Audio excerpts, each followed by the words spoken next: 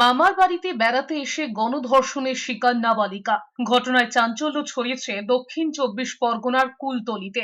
স্থানীয় সূত্রে খবর, সম্প্রতি ওই নাবালিকা তার মামার বাড়িতে বেড়াতে গিয়েছিল। প্রতিবেশীর বাড়িতে অনুষ্ঠান থাকায় বাড়ির সকলেই সেখানে যাওয়ায় সেই সুযোগে স্থানীয় দুই যুবক বাড়ি গিয়ে ওই নাবালিকাকে জানায় তার দাদুর সঙ্গে ঝামেলা বেঁধেছে স্থানীয়দের। তাই শুনে বাড়ি থেকে বের হতেই ওই নাবালিকার মুখ বেঁধে পাশের একটি মাঠে নিয়ে গিয়ে গণধর্ষণ করা হয় বলে অভিযোগ।